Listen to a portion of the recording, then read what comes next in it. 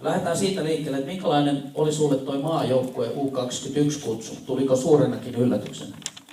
No, kyllä se oli mulle pikkuinen yllätys, että siellä on kumminkin tosi kovin jätkiä, että miettii, että siellä on niinku Teemu Pukki esimerkiksi pelannut tällä kaudella ja tällä Valle ja niinku kovin hyökkäjiä. Kausi meni tosi hyvin ja sitten aloin miettiä sitä, että voi olla pienet mahdollisuudet sinne. Kyllä tuli pienen yllätyksen. Mä sain eilen kiinni tuon Mika Laurikaisen puhelimella. Mitä luulet, mitä Mika kertoi sulle terveisiä tai viestejä? Mä veikkaan, että se onnitteli hyvästä kaudesta ja sanoi vaan, että jatkaa kovaa duunitekemistä. Kyllä joskus pääsen kentälle.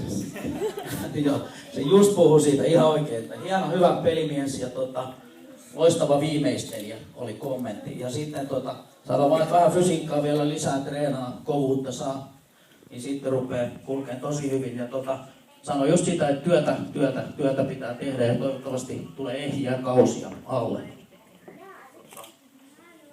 Joo, sano vaan, että kilpailuhan on kovaa siellä maajoukkoissa, niin kuin tiedät.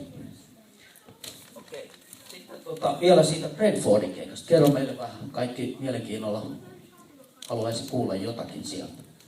No, mä olin siellä siis 1,5 viikkoa ja treenasin siellä niinku development squadin kanssa. Et siellä oli niinku seuran niinku nuoret, vähän niinku akatemia tyylinen, treenasin siellä niiden kanssa. Ja siellä ihan hyvin pärjäsin, et ei mulla ollut periaatteessa ongelmaa. Et vähän tietysti oli jalat rikki, kun oli pitkä kausi alla ja tälleen.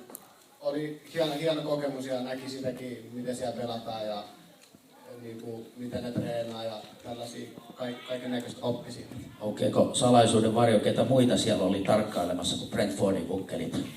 Ei aukea vieläkään. Ei ollut Manu tai Liverpool tai jotain vastaan? No ei ollut Manu tai Liverpool, sen voi kertoa. Okei. Mutta hei, kaikkea hyvää ja kiitoksia.